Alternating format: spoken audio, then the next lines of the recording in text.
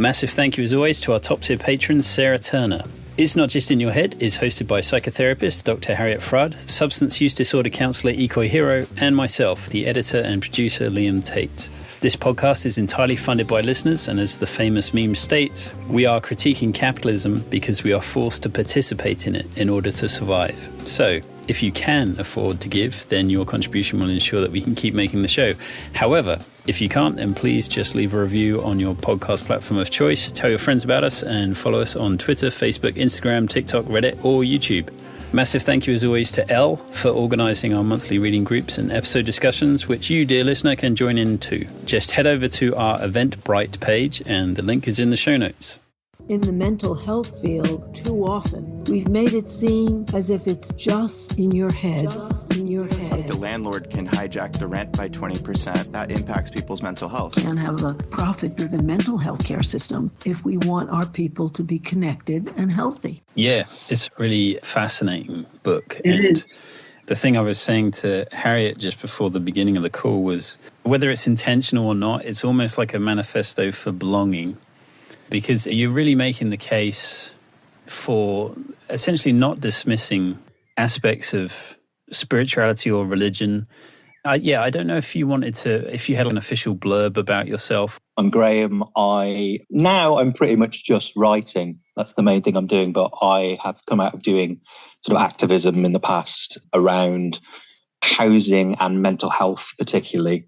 And that sort of led into this kind of work I'm doing now that sort of tries to combine thinking strategically and like about how we can actually make material change on a collective level, but also trying to integrate more about the body and the mind and not forgetting the individual in the collective struggle. So, yeah, I really like what you said, by the way, calling it a manifesto for belonging. I might have to steal that as a quote. Yeah, no, go for it. The book is called Red Enlightenment on Socialism, Science and Spirituality. Perhaps for the uninitiated, maybe some sort of brief overview of what the Enlightenment was, maybe what sucked about it, what's worth saving, and what Red Enlightenment actually is. Yeah, and with the Enlightenment, we're talking about this intellectual movement over the 17th, 18th centuries that remains celebrated among liberals and to some extent conservatives, but has largely become quite maligned on the left, but with very good reasons, because many Enlightenment figures were tied up with colonialism, imperialism, and various things that that the left is very clear in opposing. What I feel that we miss is we end up seeing the Enlightenment as this single kind of homogenous bad thing, or just a thing to be completely ignored, completely moved away from, rather than seeing it as this kind of multifaceted phenomenon that had lots of different potential directions that it could move in and lots of sort of diversity within it. And to still see the Enlightenment as actually the basis for a lot of later progressive and revolutionary thought and action, as well as just conservative. Two polar opposite figures you could think of is John Locke often comes up, a central Enlightenment, European Enlightenment figure, but he was actually a colonial administrator himself, and his philosophy was in some ways used to justify the actual material kind of activity of colonialism. And that's the kind of thing that gets focused on. But there are also figures around Haitian Revolution, for example, who drew on Enlightenment philosophy and yet used that to ends that even today we still see as revolutionary. The first successful slave revolution led by Toussaint Louverture. I have to apologise if I got my pronunciation wrong, but he was a former slave and he was influenced by Enlightenment philosophy. It may well be that the more kind of oppressive stuff may have won out. That doesn't mean that we can't go back and learn things from it and draw things from it in more than just a purely critical and dismissive way. So that's the sort of the historical sort of grounding to the book. But it doesn't really stay in that sort of historical critique for very long. It's more about the notion of Enlightenment itself as a concept. Can we make use of that today? And what I find very useful about the term Enlightenment is the way that it can cross over different discourses, both the intellectual in terms of the European Enlightenment, and also how the term is used to talk about spiritual enlightenment as well. And whilst, of course, we must be critical of how European culture how it's looked at what it calls Eastern spirituality and things like this, and how they've been integrated into like New Age movements and things, at the same time, there is a potential there for actually learning about different systems of thought, different philosophies that can be taken as seriously as European philosophy. And in the same way that figures like Marx were post-Enlightenment figures that were drawing from European modes of thought, we can also find ways of drawing influence from all kinds of different philosophies from across the world throughout history, whether it's Chinese, Indian, African, Native American, Islamic. There's such a wealth of philosophy that is basically ignored by Western thinkers in general, but also by the left.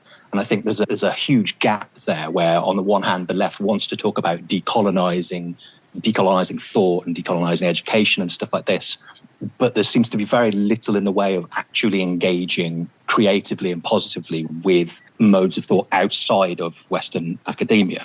And so I'm basically like throwing out lots of different kind of ideas to try and influence anyone to grab onto one of these threads and just see where it leads. Marx drew from Aristotle and Heraclitus, two of his favourite philosophers. Why can't we draw from Dharmakirti or Robi or any just countless different figures who were saying in many ways very similar things about the inherent process of reality and things like this, which there are moments of sort of synchronization between things that we're more familiar with and these kind of very, well, at least to the typical sort of European, American, Western kind of person is unfamiliar modes of thought. Yeah. So hopefully in the book there are these, I've put little breadcrumb trails that other people can then take off in new directions.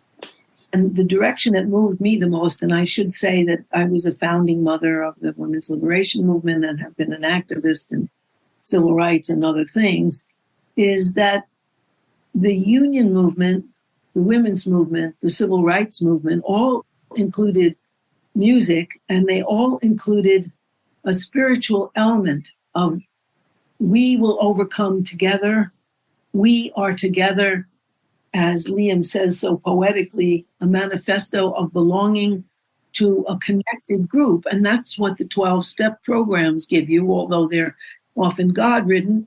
The idea is a higher power, and the higher power of our connection is the power to change the world.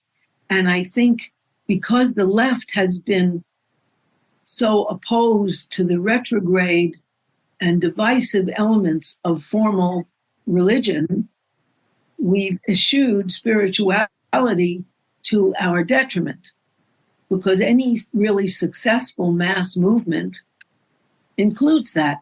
The idea that you are not limited to your own little self is brilliant and very important to a sense of belonging, because even the way Eastern philosophy is used in the United States, it's often to go inward. And like in India, you step over the dead to get to your house because they died on the street that night, and you're supposed to dissociate from that. That there is this lack of sense of an international, national, and local community in which you are fulfilled as a member and a belonging member. And I think it's crucial. The sense of something bigger than you and connection with people through it is what sustains people.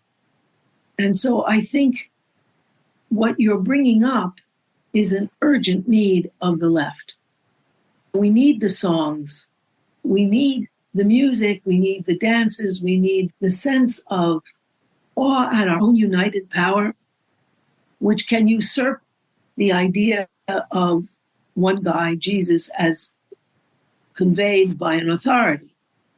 It's a very much broader connection. There's a quote you've got, which is, socialism is necessary but not sufficient. And then you have this thing about that our bodies unconsciously tend towards desiring religion. Obviously, there's some people who've had terrible religious experiences who'll be like, no, they don't. But I'm wondering, what is that? What is it that pushes us towards religion or spirituality? Because you make this point that, like, certainly in the UK, which is obviously very different from America, the census data, this idea of most people don't actually put atheist. There's this spiritual but not religious, right? So there's clearly that either it's just history and society or that there's an impulse towards it. What do you think that is? And I guess maybe, do you think it's worth unpacking different definitions of religion and spirituality? Yeah, so thank you, first of all. I was scribbling as you were going along and I was writing lots of little notes, and it's just a huge mess now, so I'll just end up rambling. But yeah, on us tending towards desiring religion, first of all, the word tending is quite important there, because thinking on the collective human level, not dismissing anyone who is violently opposed to, on a personal level, organised religion, particularly based on their negative experiences of it. Saying that if we look at human beings generally over the patterns that tend to occur, I think it's hard to deny that human beings tend towards religion, or needing something like religion. Can you say what aspects of the religion they tend toward? Because I know the orthodoxy has to be separated out, and they may tend toward that, but it would be worth more understanding on my part anyway. Yeah, so there are a number of different things, a number of different functions that religion fulfills quite neatly. Now, it doesn't necessarily need to be something that is recognizable as a religion, that most people would call a religion. But I think it's the fact that religion fulfills a lot of the things that people need, like together in a sort of a cohesive kind of way, in a way that nothing else that we have really does. One of them is, and I can't actually remember if I end up using this term in the book. I used it in an earlier draft and in the podcast I did, the notion of ontological security. R.D. Lang, I believe it is. This notion that to be able to act, to be able to understand our surroundings and to basically be productive and stable, we need a sort of a stable understanding of what reality is and what is in reality. We have to have a sort of a stable sense of where things have come from, where we're coming from, how we should be acting and why we should be acting and where we're ultimately going. This idea that we're always constantly tied up in a sort of a past and a future as well as the present in every moment. And if you lose those sort of things, then you can lose a sense of why you're even living, what the purpose is of what you're doing, who you are. You're going to lose motivation to actually be able to do anything. And so one thing that religion does is it provides that kind of ontological security. It gives you a sense of, this is how reality came about. This is what it all means. This is how I feel I should act because of all of these teachings that I'm sort of responding to and this community that I'm a part of. And that is also a huge thing before I start to sound like it's so much about just belief in your head. It's also a big thing about forming communities that share these beliefs as well and that share practices with you and that you can all reproduce them together. And that's another huge thing that religion does that often gets missed out of the whole conversation. A lot of people, whether they're on the left or the right, that have this kind of idea that religion should be opposed in this way that we can basically convince people out of it by arguing them about the logic of believing in a God or a heaven or a spirit world or anything like this, and as though you can rationalize someone out of their belief. You might be able to sow some seeds to change someone's mind about certain things over a long period of time, but much more powerful is the actual kind of community aspect of religion. That's one of the reasons why it continues to be reproduced. And you can't convince someone out of loving people and right. Feeling strong emotions for the people around them and that they feel some sort of connection with. Or at least you can't do that on any on any sort of scalable, any kind of scalable way. It's not really a solution to the problems that people associate with religion to try and convince people out of it. So that would be the approach I take to it, is that we should be trying to find ways to create dialogues.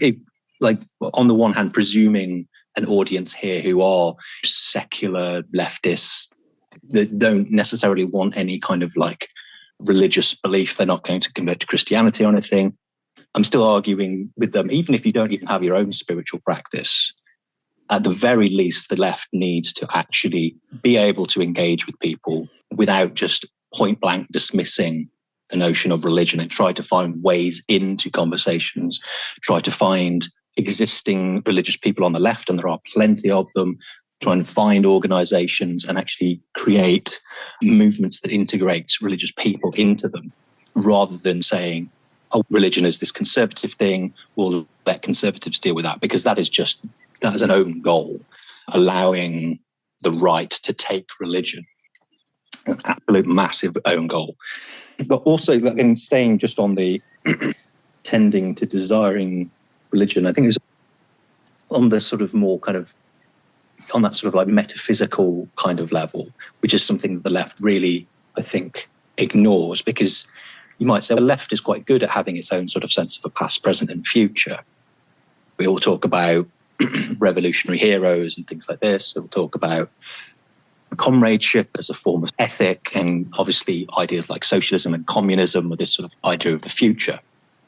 But what I would say about all that is that's all great, and that's all something that I'm trying to integrate into sort of the notion of spirituality that I'm putting forward. I also think that with a spirituality, you are generally thinking in terms of the fabric of reality itself, and it can help you to feel, to give you a sense of place in the universe, which is a little bit different to a sense of place within a community. I think both are actually really important.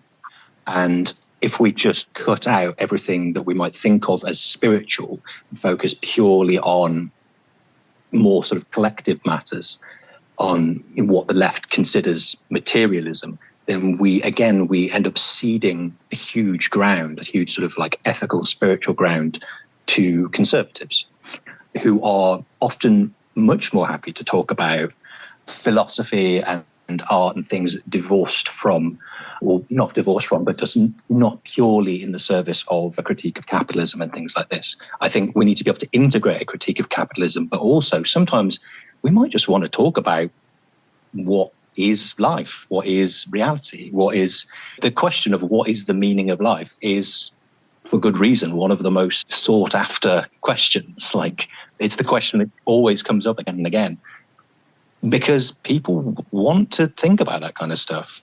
And I don't think the left gives any kind of answer to those sort of things, whereas the right tries to. And that's one of the ways that we are, again, ceding a certain ground to the right that we could have more activity in. I think that ontologically, most Americans are really divorced from religion. Religion is a fading force in the United States. If they go to church, they go to church on big holidays. For Jews, Passover and Rosh Hashanah, or Christians, Easter and Christmas. And they do this in a pro forma way out of tradition, but not out of a sense that they are in a community, because they do very little communal, even though they may sing hymns. I think that Martin Luther King tried to address that when he spoke to the shoreline, the dock workers in California, and saying that now a union is the closest way we can to changing ourselves and changing our country. Because I think what he was intimating is a class struggle, which is the employee class versus the employer class, which the United States, certainly it's true in the United States, has a solidarity and a connection with the future that's bright and better, and a kind of dream that unites all of us. And that since in a union, black and white, men and women are together, and this was after the Longshoremen's Union allowed blacks. Before that, blacks were strike breakers, but then they welcomed blacks and won their strikes. But he was trying to say that he has a dream, which is spiritual, which is of a better world. And I think that's something that the left has neglected, and that Americans' problem is overwhelming loneliness and disconnection, and feeling connected to other people and the world and its possibilities is a spiritual matter that we would need to include, and we haven't. And do you have any ways that we could do that? Martin Luther King presented a way. The Civil Rights Movement presented a way with their songs, and their songs that they sang even as they were being beaten. But do you have sort of guidance for this, our splintered and disconnected left, in finding a spiritual connection that's compelling? I'm always a little wary about handing out like very specific advice to other people organising. I think it's more a question of encouraging people to think about these things and to try and find ways in their particular context that they can think more about the body, and they can think more about maybe what communities or identities of like religious identities in this sense we're not engaging with. I do think the one that you've mentioned a few times, song, is actually, I think it's a really great one, because even anyone that is in any way resistant to the notion of spirituality, all of the stuff that I'm arguing for, they could still take on board, even if they remained like uncomfortable with the word. We're still talking about finding new embodied practices. That's what I keep on putting at the center of what I'm calling spirituality is embodied practice. It's not just about thinking certain things, it's about doing certain things and finding ways that we can have these embodied practices that we do individually and we do collectively. And singing is a fantastic one. The left already has a small kind of tradition of, we do sing at marches, and there are here and there you'll find socialist choirs, but there are just basically encouraging people to think of what other ways that we can integrate things like singing into our practice, whether it's singing collectively, like just meeting up for the fun of it, or whether we're actually like writing music together and improvising music together. What context can we do this in? How do we integrate politics into things like music festivals and things like this? How do we, rather than having this as just something dry and intellectual that's cut off from all like other cultural forms, how do we integrate art making in general into our politics? And you don't necessarily need to say to use the term spirituality. And I guess this might be a good place to say how I'm defining spirituality, because it can be quite a vague word. It can be used in lots of different ways. But for me, spirituality is this point at where you have an understanding of what reality is, or maybe not understanding of the word of it, but you have these ideas about the unseen world beyond your immediate perception. That's what I call the sort of metaphysical aspect. That relates to how we think we should be acting in the world, both in this moment and over a longer path. So it's got an ethical element. But again, as I say, it's not just about having these sort of metaphysical ideas and ethical principles, but it's actually about embodying them in action and in repeated action, in communal action. And all of that happens in religion. It can happen outside of religion. Religion can even exist without some of those things happening. Like you say, there are many people who consider themselves religious who aren't actually particularly spiritual at all, that maybe aren't practicing very regularly, that aren't part of a close community. And so we can have both the notion of people being spiritual but not religious, but also religious without being very spiritual. And yes, it's more about, like I say, not worrying too much about whether it is or is not spirituality. It's more about, are we thinking in these general terms about our place in reality, how we're supposed to be acting and in embodying it. So there was something, oh yes, that was what I was going to say. This notion of being in community as well. And obviously, again, the word community can have lots of different sort of senses. But even, I think, when someone isn't necessarily going to church very often, they might not have much contact with other believers. If they are self-identifying as this kind of collective thing, a Christian or what have you, you still have these kind of imagined communities, as Benedict Anderson called it, where you're part of this kind of larger, unseen kind of community where you see yourself as belonging. And it's one of the ways in which nationalism actually is similar to spirituality, like typically in a kind of a reactionary kind of way.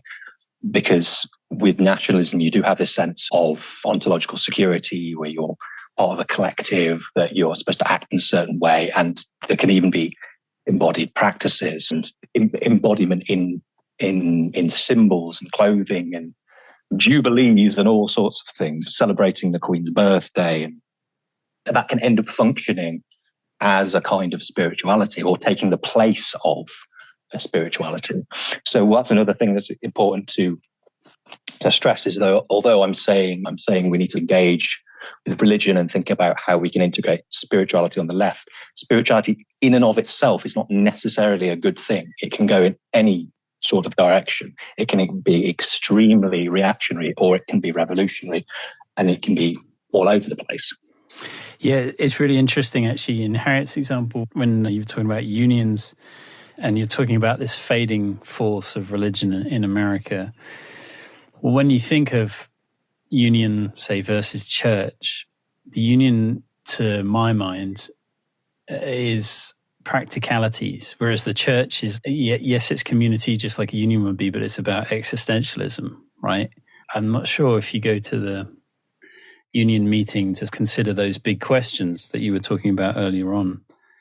What is the meaning of life? Grappling with those big questions is, in the context of not organizing your workplace, how those two sit together is an interesting issue, because maybe, I don't know if those two things are compatible, but it is, but where there is compatibility is in what you were saying earlier about how should one be in the world or how should one act. And a lot of the time, if you're part of a union, it's because you're aware that essentially you're being slighted to some degree, you're being ripped off, and that is not how to act in the world. So that becomes the avenue in which you can open up those questions, right? What is a good way to live and all the values that might come with that? Yeah, I think that's important, because I think if you look at a very highly organized church in the United States, the Catholic Church, it gave up on monitoring the whole field of capitalism. It basically tries to monitor your sexuality, but not what you do in business and how you cheat people. And if you look at Orthodox Judaism, which is, at least in New York, there's constant stabbings of diamond dealers in the Orthodox community, killing one another and so on. But they do kiss the mezuzah, which is their Bible, before they go in the door, that there's a sense that morally it's abandoned one of the biggest forces in the United States, which is capitalism, how to make money, how to succeed in the world, and just concentrates on sexuality because it doesn't dare touch the world of business, which is everywhere in the United States, whereas the union movement, as with its spiritual element that Martin Luther King wrote about, talks about the spirit of unity between the workers of the world to make a better world, and that God's on their side. Everybody claims God's on their side. And that's in direct contrast to what the comedian Carlin said: God will strike me dead if I don't believe in me. Okay, God, let's see, strike me dead. I don't believe in you. And of course, nothing happens. But I think what's happened in America is that there is no vision holding people together except the burgeoning union movement, because the spiritual movement has become for profit in these individualist practices.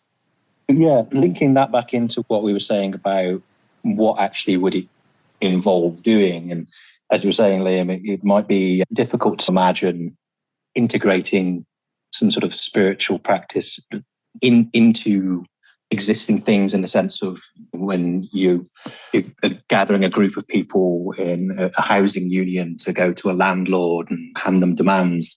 You don't necessarily want there and then to stop and have a group prayer or have a mindfulness session in the landlord's office or anything like that. That'd be quite funny, but it'd be quite good direct action. But I don't think that's necessarily what it's. I think it's more a case of, making those links between groups. It can be anything from just having a reading group. Your revolutionary sort of organization having a reading group is a thing that's a common embodied practice already. You get a bunch of different people into a room and you'll share a book. And you don't just need to do that with revolutionary texts. Why not have a conversation about how we might get people reading some Roland Barthes about religion and Marxism and talk about those kind of connections. But on a wider level, I think it is more about making links between organizations, trying to find, like I say, existing leftist kind of Christian groups and supporting them to grow and to work together. So you've got more direct relations between unions, between religious groups. And not being in the US, so I don't really know most of the groups, but I see some around, like the Institution for Christian Socialism and groups like this. There's a lot of podcasts now, and there's sort of a growing sort of network of particularly Christian leftists in America, who are obviously still small next to the huge, particularly evangelical right, but they are a sort of a growing presence. They're growing in confidence. And I think atheist leftists need to stop dismissing them and actually see them as part of a movement. It's not to say you have to agree with absolutely everything, and there will be moments where there are going to be friction, but that's the left as it is. And I think and you do make the case for those sort of atheist readers, I guess, listeners in this context, that you should be curious, like, why the world over for human history does religion occur again and again? Why is it something that is an instinct, as it were? And you do outline kind of a scientific perspective, maybe, of why religious instinct occurs, which is very much about a survival thing, right? I think the thing you're thinking of was when I was talking about the perception of agency outside ourselves and how we have to be able to imagine a world beyond our immediate perception. If we simply thought that all that exists is what I can see right now, then we wouldn't be able to have a sort of a stable conception of reality at all. I have to imagine that there is a world beyond this wall or these four walls that I'm sitting within. And so we're always constantly in the back of our minds have this unseen world around us. We also constantly are predicting.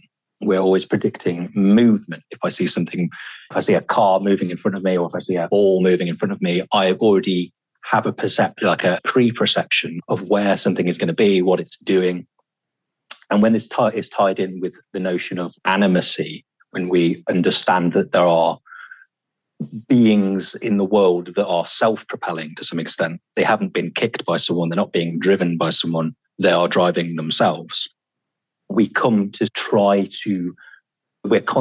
to identify this agency in the world around us, and being prepared for the being agency, for the things that are happening around us to be the result of something else. And just all of those things together, just constantly being aware of an enormous world beyond our perception, that there is agency that we don't control, that we're constantly looking for faces, we're looking for empathy. It just sets us up for, like I say, it doesn't mean that we are necessarily going to be religious, but the idea of either a god or a series of gods or a spirit world really neatly falls into that way of understanding the world. They can exist beyond our immediate perception. They can be agencies that we are maybe not able to perceive, but we're able to perceive the results of their decisions and their actions. It just slots in very neatly. And at the same time, it fulfills all of those other things we're talking about in terms of ontological security and community. And so it's just a very neat way of bringing all these things together.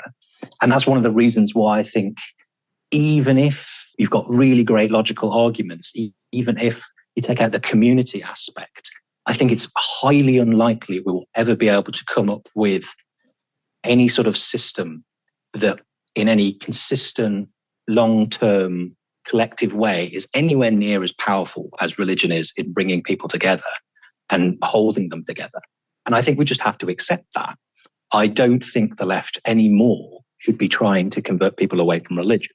I just don't think it's sensible. I don't think it's going to work. I think it's a waste of time. It's a waste of energy.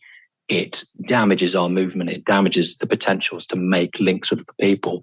I think we should very strongly oppose when people are bigoted. We should very strongly oppose when people are reactionary.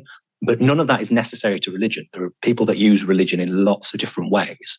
And so I think just trying to find ways to understand and to have dialogue with religious people is a really essential starting point. Yeah, at its worst, in trying to reason someone out of their belief, you're essentially spitting in the face of everything that is potentially meaningful to them. The sort of meaning-making system. You have to have an alternative meaning system, which is one of the things that the left hardly has. Because you can see it around guns in the United States. There have been 102 days since January, and there have been 148 mass shootings. So people are aware that things are quite out of control. Mass shootings are shootings where you don't necessarily know the people. You just express rage by killing a bunch of people and shooting at least 4. And I think around the guns is a good way of understanding this, because on the one hand, you have the right-wing evangelicals sending their thoughts and prayers, which amount to a cop-out from politicians paid by the National Rifle Association, lobbyists to do their bidding. And people are very cynical about that and are deserting the evangelicals, partly because they're caught literally constantly with their pants down, and partly because of the hypocrisy of being bought and sold by Trump and by the NRA. On the other hand, you have the movements of people who want to affirm the right to live, which is a moral and spiritual thing, that we all are here on earth and we have the right to live and let live together. But I think one of the problems in abandoning some of the negative aspects of organized religion and the way it's been used is abandoning a kind of moral compass about, okay, where does this lead in terms of life on earth, which is a moral arrow, or where does it lead in terms of negating other people's lives on earth?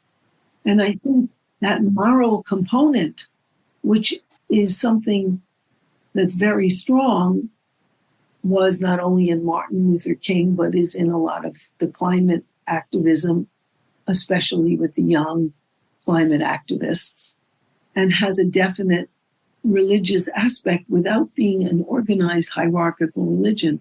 And I think that the left has to affirm that. Like Greta Thunberg has a lot of moral outrage in her comments. Also, I think religion, at least from my talking to people who believe in God, it's usually because I have to imagine somebody somewhere cares, because Americans feel so abandoned and that nobody cares about their little life. And so the left would have to make everyone know that we all need each other and we have to care, because emotional abandonment is the rule in the United States. And I think we could fill that with a left spiritual message, because it's really a vacancy now.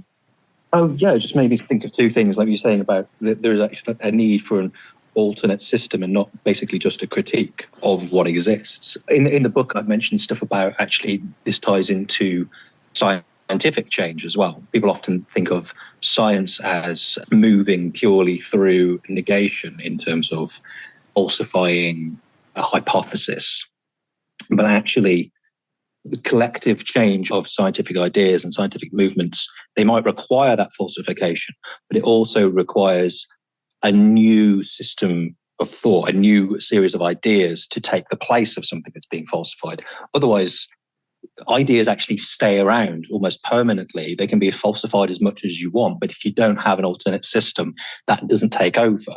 And it's only once you have this new coherent theory or set of theories that you actually see a scientific revolution. I think it's the same in all forms of knowledge. And in our sense, that's right. We can critique religion all we want, but if we're not able to provide something which fulfills the same things for people, they're going to keep on believing, or they're going to keep on, even if their belief is shattered, they're going to keep on being a part of that community, and they're just going to be even less happy. So it's not going to get us anywhere. And I think this is going back to the sort of the critique of Enlightenment. This is often tied in with the sort of critique of the notion of humanism, and how humanism has tended to overemphasize the human versus, say, the environment or the human's environment. It could end up being a bit individualistic. It's sometimes things creep in like silently, like white supremacy and patriarchy and favoring educated Europeans and all this sort of stuff. And so I'm totally on board with the critique of humanism in that sense. But I think the abandonment of anything that we could call a humanism is a huge mistake. I think we still need to have something that says we care about each other because we're humans. We don't want to dominate other forms of life. We don't want to put a certain type of human on a pedestal. We want that proper sort of integration with the earth, with each other. We want to celebrate the diversity of humans as well as the things which make us the same. And I think we need a humanism that does all of that. I think simply getting rid and purely staying on the plane of critiquing humanism and the things that have been done in the name of humanism just leaves, again, a huge gap that needs to be filled with positive content. Whether you call it post-humanism or humanism or whatever you want to call it, I think there needs to be something, like you said, that has that kind of, if you want to call it, a moral core. Yeah, moral core. Yes, alternate system, right? This is the key point, that you have to have some sort of replacement. And the thing that I found really interesting was you talked about constraints versus freedom, constraint versus domination, because whatever this alternative system is, and in this case you're saying it's a sort of spiritual kind of socialism to some degree, that, surprise, it requires some constraints. It's not just like unabashed freedom, right?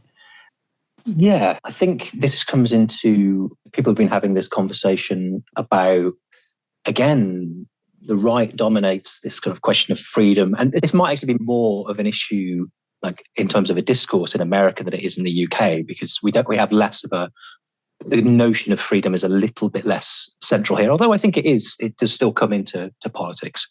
It's a notion that is basically given to the right.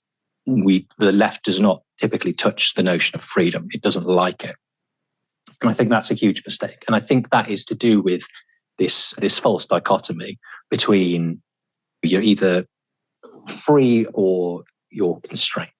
And one of the problems with the notion of freedom as it is used by the right is it sneaks in this notion of individual freedom, and it implies freedom from any kind of constraint from the world around you. What I talk about a lot in the book in terms of our freedom is, I frame it in terms of our abilities, our powers to do things, our powers to act in the world. And when you stop thinking of it as a freedom from and thinking it as a power to, then you have to start to think about what creates powers. How do we create power? And it is actually, it almost feels quite contradictory, but we actually create powers, we create new freedoms to do things by certain constraints. We have to constrain certain things to enable us to do other things. So even if we're just thinking about a union, for example, a union is lots of people getting together, often physically in the same place. There's a certain constraint in their beliefs, in their goals, in their identity. There's a constraint, even things like we've got the same name of this organization. Maybe we're wearing the same jersey, or maybe that's not the right term for it, but we're wearing the same clothes when we go on an action, when we go on strike. There are all sorts of ways in which we constrain our beliefs, our actions, everything we do to create new powers. It's only once we've constrained ourselves in this consensual way that we create collective power. And so if we think of, freedom has to be, I'm going to be without any constraint, that's implicitly an individual freedom, an individualist freedom. But collective freedom, we have to think about in terms of, it's not whether or not we're constrained, it's what is constrained, how it's constrained, who is choosing what is constrained. Because there's a difference between me being constrained against my will and me choosing to constrain parts of my life so that I can be more powerful with other people. And I don't think we can't dismiss the notion of constraint, because basically everything falls apart if we don't have some constraints. It's only by constraining certain things that we create society in any way. It's the only way we can create organizations. It's the only way we can create movements.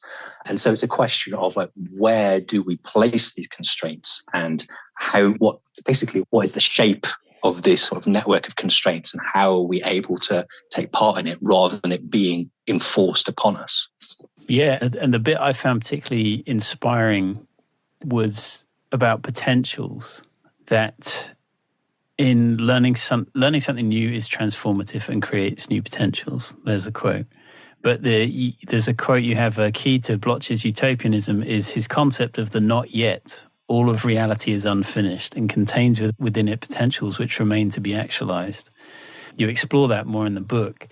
It just becomes more of in a way, like a call to arms, like that there is this unseen or unknown effect that each of your actions will have, an impact you could have. And that actually, if you're in a really low place, or you feel like, particularly with the desire to head towards some sort of socialist horizon, right? Like looking at the state of the world as it is now, you could feel pretty defeated or demotivated. But the sort of manner in which you explored the idea of power, but the potential of your actions essentially can snowball because, and this is something that isn't really maybe discussed enough, is that we live in a complex system, right? And that there is, the systems thinking shows that there's always these feedback loops, feedback mechanisms. So yeah, I don't know if you wanted to talk, if that sort of jogged anything that maybe you wanted to talk about in terms of potentials.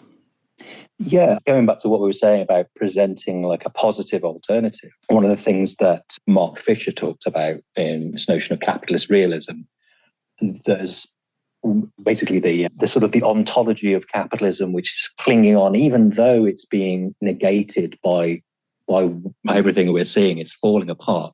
There isn't a clear, consistent alternative. Yes, we may feel we have a clear alternative, but there isn't one that has become hegemonic.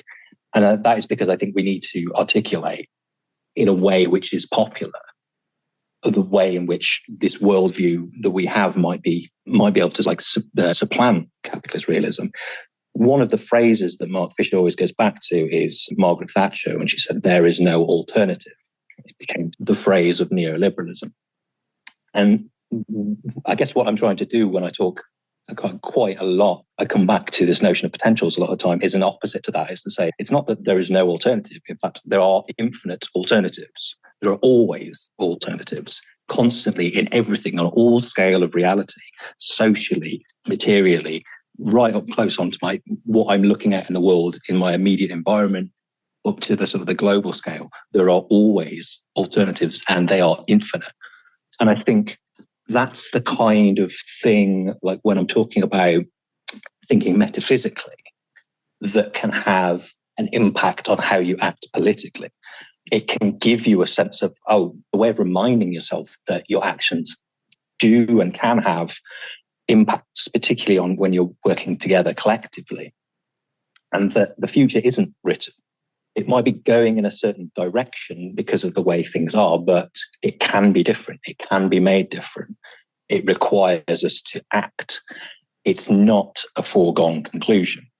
And often things do change very rapidly in ways that we couldn't possibly have predicted even weeks or months before. And I think constantly reminding ourselves of that is one important way of avoiding that kind of a destructive pessimism.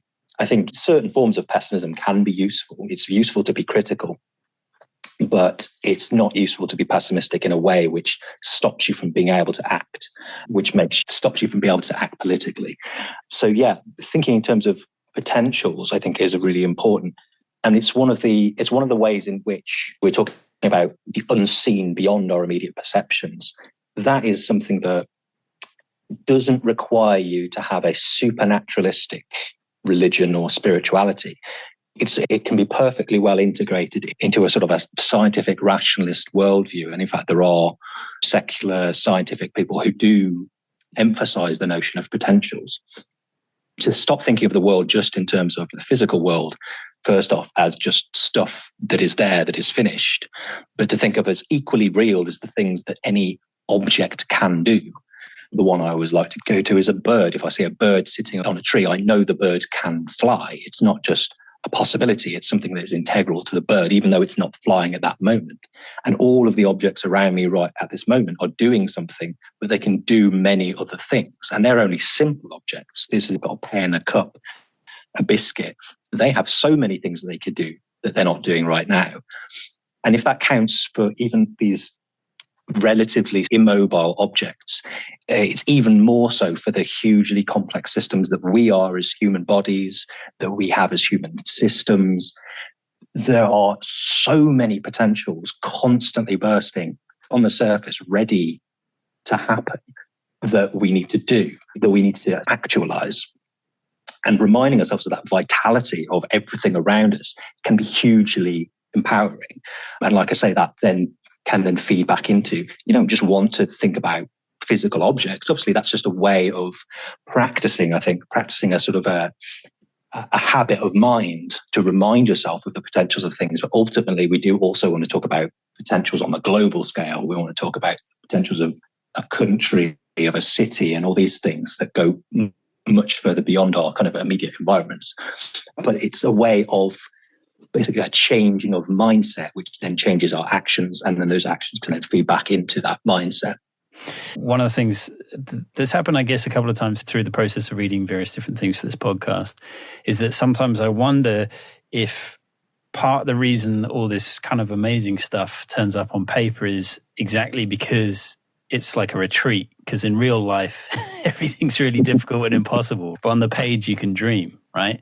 But in reading your book, you give a definition of what is real, right? Whether something has an effect on something else. And you give a definition of reality.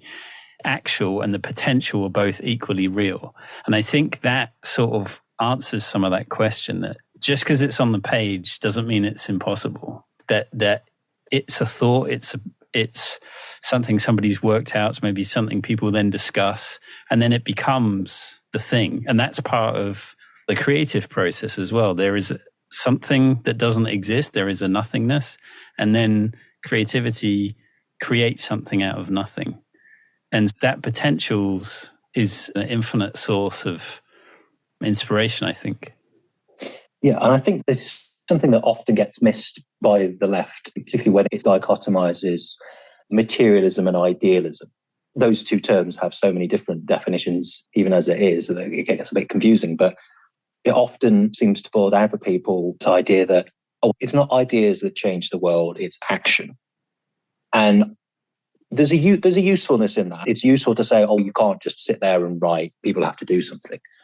But we can't forget that ideas also structure actions, and actions feed into ideas. There's a dialectic between them. Can't discount the motive force of ideas, particularly in helping people to do stuff collectively. It's funny when you hear Marxists say that, because it's like you actually self-identify as a Marxist.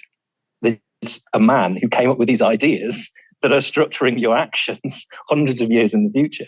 And yet you're telling me that ideas it's not ideas that create revolutions. Clearly both. It's clearly both in their interactions. Yeah, so it is very important that we don't just have ideas on paper that aren't enacted. It is very important that we don't use spirituality to retreat. And it is actually a sort of a thing that allows us to enter into relations with people and to change things around us outside of our own bodies. But it's very important, I think, to integrate the power of ideas into social movements. And that's one of the things I think the term Enlightenment is quite useful for. I think that actual and potential is very important because it takes people away from being mired in the misery of their current reality. And the mass of Americans are not even going paycheck to paycheck. They're going emergency to emergency, which is a reality they're eager to escape. And so it's a very important promise that through connection and belonging, we can actualize a better society. People are aching for it here. So this is a very important contribution. Yeah. Excellent. Thank you. Yeah, Graham, sorry, I don't know if there was anything else maybe that you felt like you wanted to touch on that maybe we haven't covered in the time. No, to be honest, there's so much you can talk about, isn't there? It's true. One of the benefits and the problems of the book is it touches on so much stuff. You just don't know where to start talking about it. I really think your discussion around systems thinking and processes is fascinating. It's like, I didn't know that the whole thing about birds having feathers for heat initially was like, what? And it's only flight that gets developed later. I can't remember, that had a particular term, doesn't it, where something is designed for one thing and then it gets used for another. Yeah, rather than adaptation, it's exaptation. So it's something that, it's a trait that kind of maybe came about accidentally, just through the random course of reproduction. And evolution always involves this aspect of some things happening randomly, random differentiation. And then sometimes those things can appear and they just happened to give an advantage, with maybe even, it might even be like millennia in the future, that it's just this thing that just happened to come along with the evolution of a system, then starts giving it these functions that there was never any, it was never adapted for that purpose, but it's just been lifted and now can have that.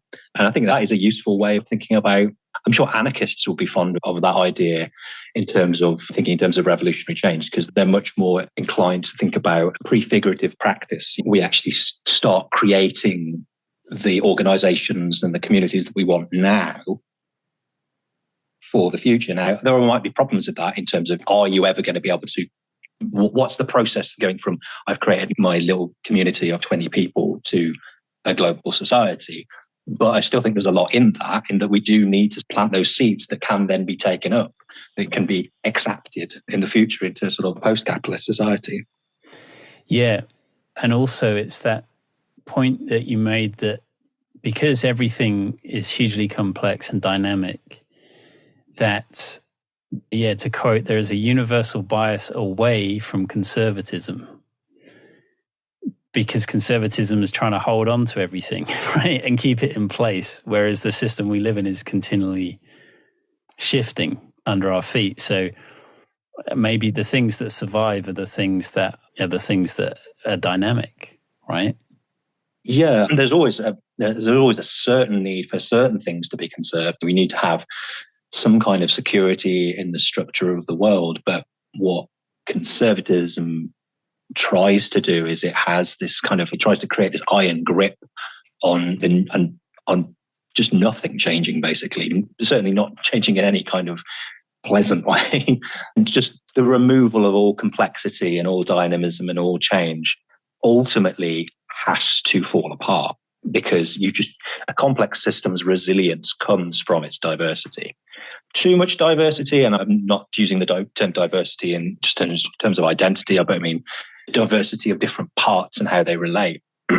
Too much diversity, of course, you can't have a system. It would fall apart. It wouldn't be a system. But no diversity, or crushing all diversity, it just means a system can't evolve. And it's interesting, that might be a sort of a kind of a weirdly sort of cold, almost like engineering way of thinking about it. But I genuinely think that there's an argument there that on an ontological level, diversity is a good thing. It's not even, obviously we have all sorts of ethical arguments for diversity, but just purely in terms of a system surviving, we need it. And conservatism ultimately, the thing is, conservatism in the abstract, I think, will survive, but the thing that it claims it's conserving always will change, because it's always going to fail to stop things from changing. Try to hold on to it, you're really in trouble, which is what's happening with the U.S. in terms of world hegemony and in terms of the MAGA movement of the Trumpists, as if to go back and conserve what's already gone is futile, discouraging. So very an amusing, it's a very small example, but it amused me. There's contemporary conservative sort of commentators talking about, the collapse of traditional masculinity while wearing skinny jeans, which 20 years ago We're extremely unmasculine. And it's the perfect example for me that like conservatism only actually used to exist by constantly changing the thing that it claims it's trying to stop from changing, because it can't stop it. It can slow things. It can make people's lives a misery. It can do all sorts of things. It can have great violence, but it simply will not stop systems from changing. It will always fail. Yeah, it's fascinating. Thanks very much for your time. Thanks so much for having me on. It was very enjoyable. Yeah, I really got a lot from the book. I thought it was awesome.